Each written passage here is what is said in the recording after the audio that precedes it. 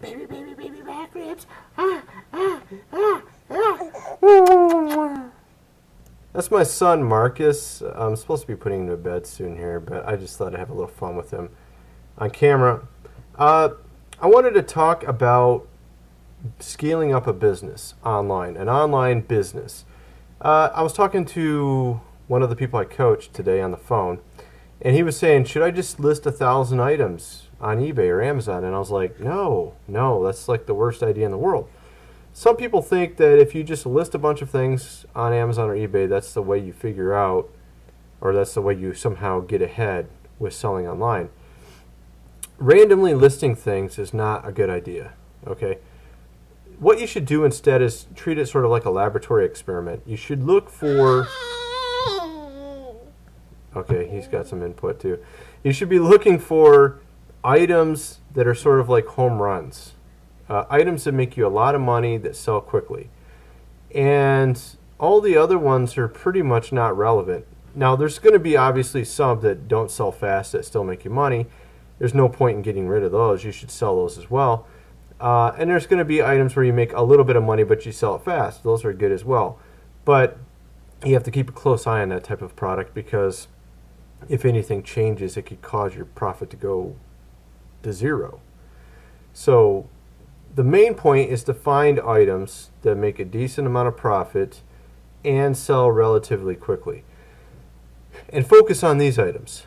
And once you find one of these, this is better than 100 random items. 100 random items may or may not make you any sales. You know, maybe 5 of those 100 items that are going to even sell good, and you know, only maybe one of them is that home run type of product. Okay, so if you're always looking for home run items and you spend a lot of time doing research and you get sort of the hang of what to look for, and actually I can help you with that if you're not aware and you don't want to have to spend a lot of time reinventing the wheel. I can actually show you very good techniques for finding really good dropship items. It's not something you would think up yourself. And once I told you the technique, you'd be like, oh man, I never even thought of that, because it's really tricky stuff. The things that I teach, like for example, if you buy my top 40 dropship list, I actually indicate, I tell you 3 different techniques on how to identify really good dropship items.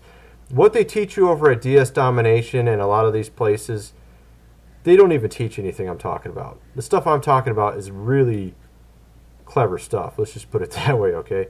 Some of it I saw others doing, and some of it I figured out myself. There's actually about 6 or 7 really good techniques I figured out. And the idea is, once you have these techniques figured out and you start having some success using them, then you can just focus on these really good items that just sell with a high profit margin, that sell quickly. And you only need like, 5, 10, 15 of these to really make some good money. Okay, wouldn't you rather have 10 different items that are sort of like home run items that make you decent profit per sale, that sell relatively quickly, rather than 1,000 items listed where you might make a little bit of profit and they randomly sell and you don't really know what you're doing? Because when you have 1,000 items just listed at random, it's really hard to know what's going on unless you use something like eBay Selling Manager Pro or Activia to look at the sell-through rate of various items and various listings you have. It's kind of like just throwing everything on the ground and then trying to figure it out that way, rather than identifying a few good pieces and then find correlating pieces that go with it. So what I'm talking about is a much faster way to figure it out, less confusing, less complex. And that's what you want. You want something very simple to where you can figure out and continually add more items and build up your sales. And then these items are very reliable because they have a good profit margin and they sell relatively quickly. And unless it's a fad item, it's not going to die out real quickly. And what you'll find out is there's certain items that just keep selling no matter what, and those are the ones you really want, that just keep selling year after year after year, and they might come out with a new model or something.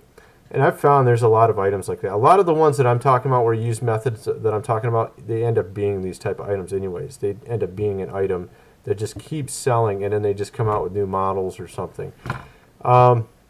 But it's not always the case. I mean, it's at least 60% of the time, I would say.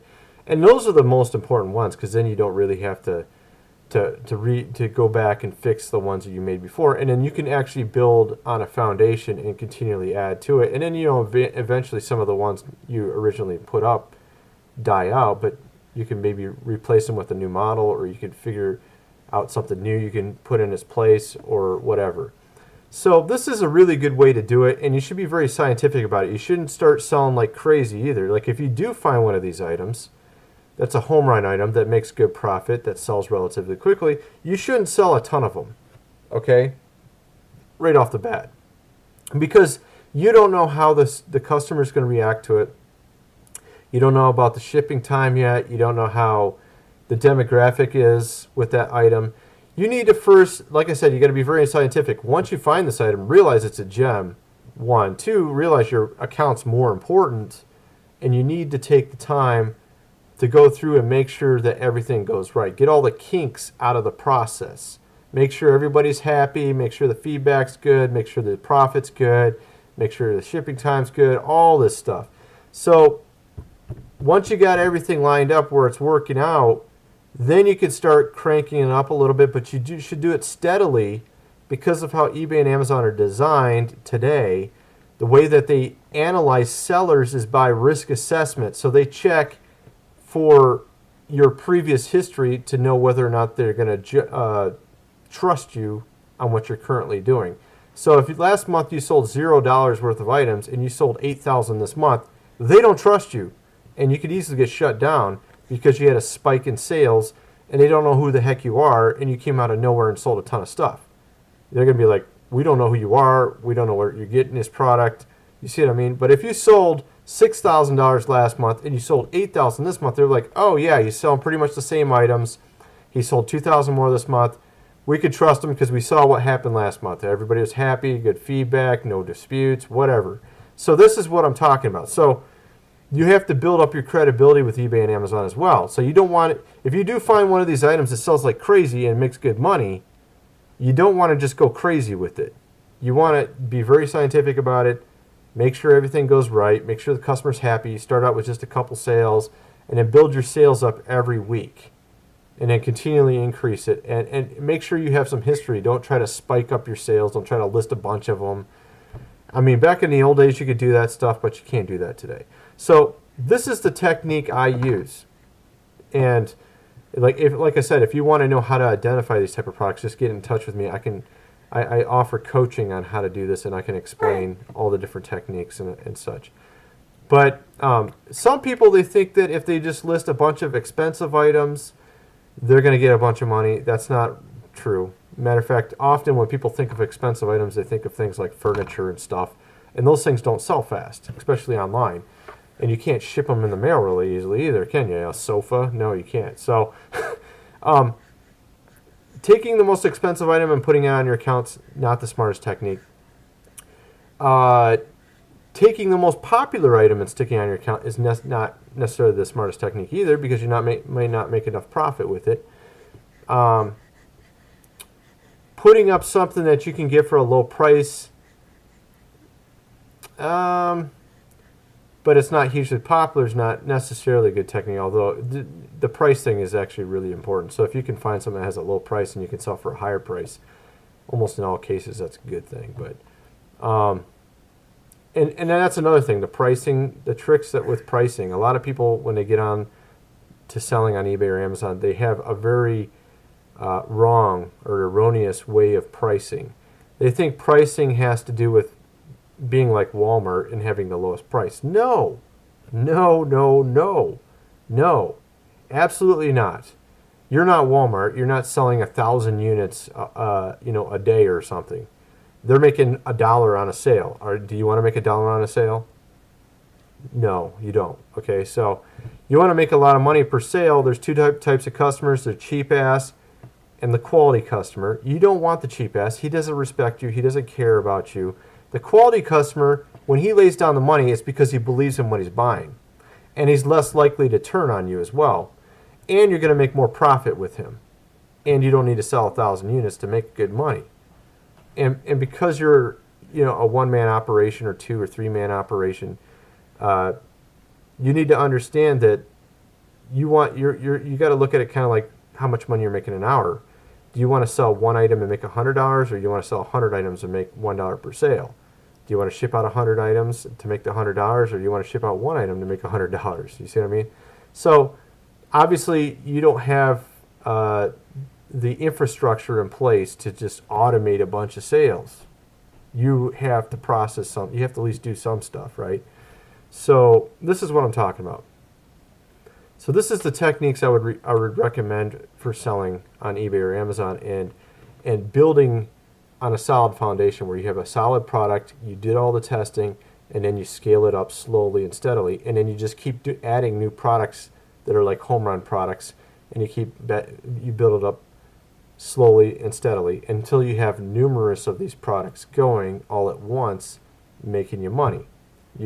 And I remember back in the old days when I was on eBay, I sold on there for 8 years. I paid eBay about $400,000 in fees over 8 years' time. I paid them $4,000 a month, okay, approximately. The guys that were making a lot of money on eBay, there was two types of guys that were doing it.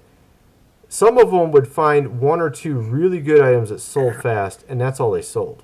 Literally, that's all they sold. And then there's other guys that would just go to flea markets and buy a bunch of random stuff and throw it up and make money that way. So there's the two techniques, and you see it still today. You see these two techniques still in place. You have people going to Goodwill and going to garage sales and buying a bunch of random stuff and then selling them on eBay. And then you have the other person who's trying to sell the same item over and over, and they just focus on a few really good sellers. And then you might have multiple not as good sellers, but the point is that the ones that make the most money are the good sellers, the top ones. So obviously it's better to have one really good seller than 100 not good sellers. I mean, and you're wasting your time too. Listing 100 items or listing one item, listing the same item over and over makes you a lot of money. It's less work. You're making more money per sale. It's like working for $100 an hour. That would be the technique I would recommend if you want to really get far with making money online.